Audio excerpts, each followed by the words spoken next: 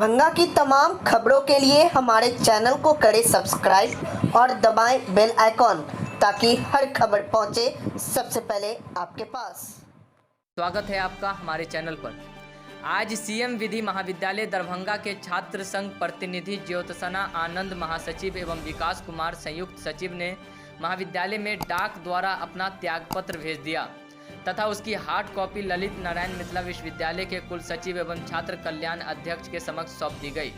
पत्रकारों से बात करते हुए छात्र संघ प्रतिनिधि ज्योत्सना आनंद, जो महाविद्यालय में महासचिव के दायित्व पर है, उन्होंने कहा कि मैं त्याग पत्र इसलिए दे रही हूं क्योंकि सीएम विधि महाविद्यालय में प्रधानाचार्य द्वारा किए गए असंवैधानिक क्रियाकलाप, नामांकन में अनियमितताएं, महाविद्यालय में शैक्षणिक माहौल को बिगाड़ने में अथवा महाविद्यालय में सांप्रदायिक माहौल बनाने का प्रयास बार बार प्रधानाचार्य द्वारा किया जाता रहा है। और महासचिव ज्योत्सना आनंद ने यह भी कहा कि छात्र संघ को महाविद्यालय प्रशासन द्वारा किसी भी प्रकार की सूचना नहीं मिलती है, चाहे वह नामांकन संबंधी हो, परीक्षा संबंधी हो अथवा महाविद्यालय के विकास, रखरखाव या अन्य किसी भी प्रकार की सूचना से छात्र संघ से वंचित रखा जाता है। यूँ कहें तो छात्र संघ को बिल्कुल नज़रअंदाज किया जा रहा है। महाविद्यालय में इस प्रकार का माहौल है कि कोई भी छात्र उनकी गतिविधि के खिलाफ बोलना नहीं चाहते हैं, चाहे वह छात्र संघ प्रतिनिधि क्यों न हो। वहीं दूसरी ओर सीएम विधि महाविद्यालय के संयुक्त सचिव विकास कुमार ने पत्रकारों से बातचीत करते हुए कहा कि सीएम विधि महाविद्यालय ललित नारायण मिथिला विश्वविद्यालय की विधि की एकमात्र अंगीभूत इकाई है, परंतु महाविद्यालय के प्रधानाचार्य न जाने क्यों महाविद्यालय के शैक्षणिक वातावरण को हमेशा बिगाड़ने का प्रयास करते रहते हैं।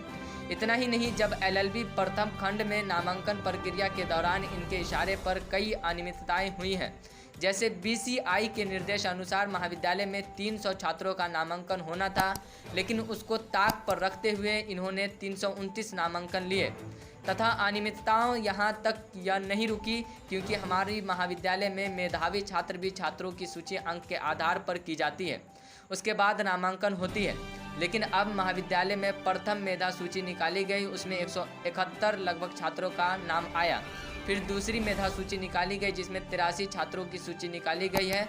दोनों मेधा सूची में कुल 254 छात्रों के नाम आए। प्रधानाचार्य द्वारा कहा गया है कि तीसरी मेधा सूची निकलेगी तब और छात्रों का नामांकन होगा।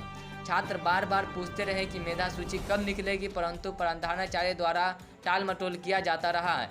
करीब एक सप्ताह के पश्चात प्रधानाचार्य ने कहा कि कुल सीटों पर नामांकन हो चुकी है, परंतु तीसरी मेधा सूची आज तक निकाली ही नहीं गई। वह अपने मन मुताबिक अपने हिसाब से नियम और कानून को ताक पर रखते हुए करीब 75 छात्रों का नामांकन अवैध रूप से लिया गया है। इस नामांकन की अनियमितताओं के संबंध में पूर्व में भी छात्र संगठन एवं छात्र संघ प्रतिनिधि द्वारा विश्वविद्यालय में कई बार ज्ञापन सौंपा भी गया है। विश्वविद्यालय प्रशासन उस समय इस अनियमितताओं को देखने के लिए एक जांच टीम का गठन किया, लेकिन उस जांच टीम के गठन को ठंडे बस्ते में रख दिया गया, जिसका कोई अता पता अब तक नहीं चल पाया है। मुझे यह पूर्ण संभावना लगती है कि इसमें महाविद्यालय प्रशासन लेख से लेकर विश्वविद्यालय प्रशासन का मिलीभगत है। इस नामांकन की अनियमितताओं में यह एक उच्च स्तरीय भ्रष्टाचार का मामला है। इसकी गहन जांच की आवश्यकता है। अगर इस अनियमितता की जांच विश्वविद्यालय प्रशासन करने में सक्षम नहीं है तो हम बिहार के राज्यपाल से निवेदन करते हैं कि इस मामले की गहन जांच करने की कृपया करें।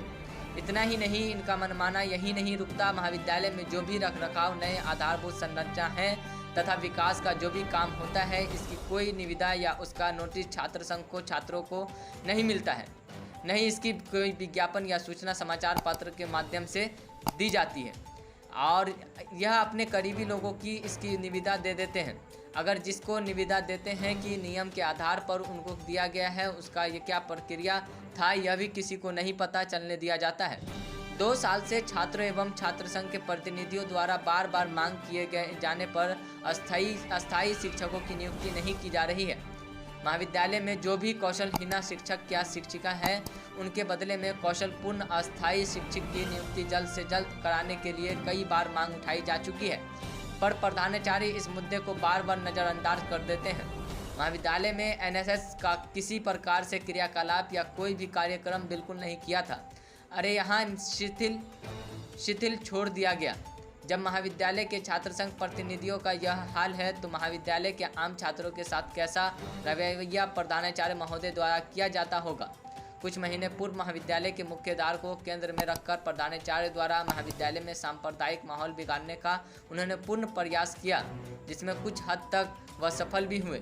इसके पूर्व में भी प्रधानाचार्य पर कई प्रकार के भ्रष्टाचार के आरोप प्रत्यारोप लग चुके हैं, जिस कारण पहले भी उन्हें प्रधानाचार्य के दायित्व से हटाया गया था और इनके कारण कई वर्षों तक यह महाविद्यालय बंद रहा और आम छात्रों की विधि की शिक्षा ग्रहण करने से कई वर्षों तक वंचित रहे।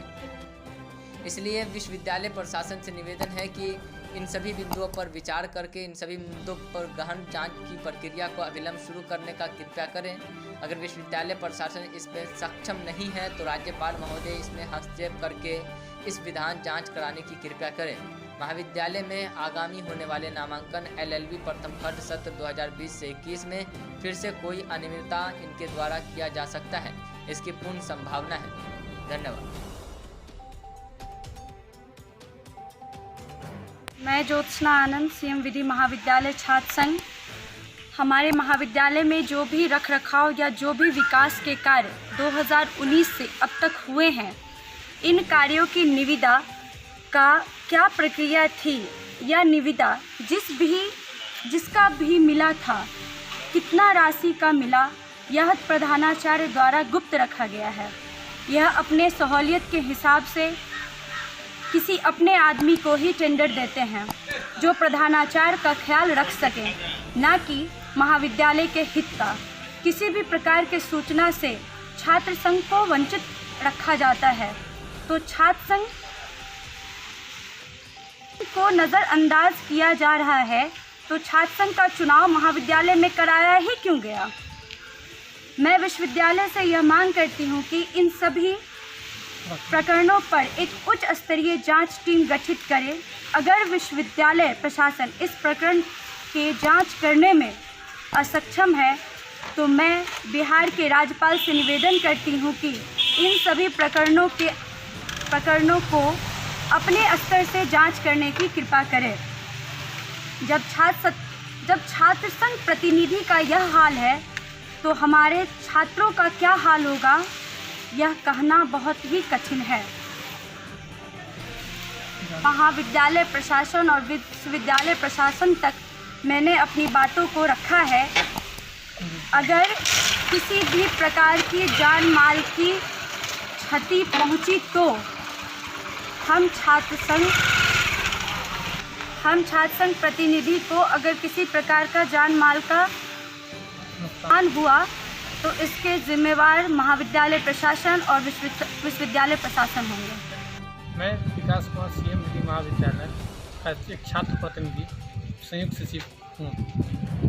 मैंने अपने पद से इसलिए त्याग दिया है, उनके दायित्व से इस्तीफा इसलिए दिया है क्योंकि महाविद्यालय प्रशासन के अराजकताओं या असंवैधानिक कार्य बहुत बढ़ चुकी है और हमारे बस में ये नहीं है कि हम उस दायित्व को निर्वहन कर पाएँ, क्योंकि महाविद्यालय प्रधानाचार्य चाहते ही नहीं है कि वहाँ पर छात्र संघ प्रतिनिधियों को जानकारी मिले।